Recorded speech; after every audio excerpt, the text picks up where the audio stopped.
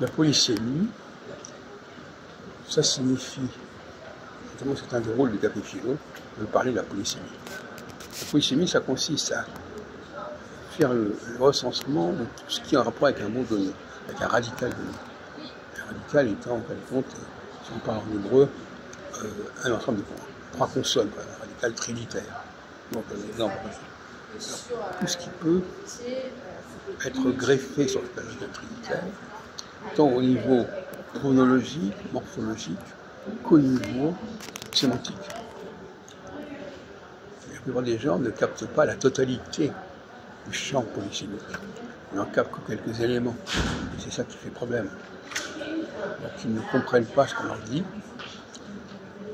parce qu'ils n'ont pas la hauteur de la complexité. Le français est une langue extrêmement polysémique, et donc par conséquent extrêmement économique au niveau du nombre de radicaux, mais en revanche, chacun de ces radicaux est extrêmement diversifié, est extrêmement décliné, conjugué, et peut vouloir dire une chose et son contraire. Ce que j'appelle la neutralité des radicaux. La polysémie, c'est la neutralité. La polysémie, c'est paradoxalement. Neutralité, c'est-à-dire justement, le mot, on peut lui faire dire ce qu'on veut. Effectivement, on met un préfixe x, y, ou un suffixe x, y, ça voudra dire autre chose, sans parler des significations qui sont attribuées. Et on doit reconnaître que les étrangers ont une perception polysémique extrêmement pauvre de la langue qu'ils essayent d'apprendre. Et ça, c'est extrêmement regrettable, si on peut dire.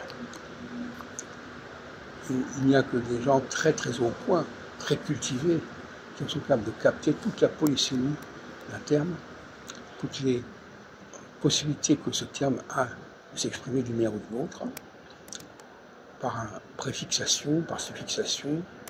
Par exemple, le fait de mettre un suffixe négatif change le sens du mot, le fait de mettre un suffixe va le mettre au futur, un préfixe va le mettre au passé, etc. Enfin, il y a tout un ensemble de variations qui vont pouvoir se produire. Et certes, il faut savoir s'en servir de cette polysémie, mais il faut aussi, et avant tout, comme je l'ai dit dans une autre vidéo, en prendre la mesure. C'est-à-dire, même si je n'ai pas moi-même une maîtrise de la polysémie au niveau de mon expression, je dois être capable de comprendre la polysémie de mon interlocuteur. Donc la polysémie, c'est sur quoi on va buter. Parce que la langue est quelque part quelque chose d'indéterminé. On peut presque, un seul radical peut presque faire dire n'importe quoi.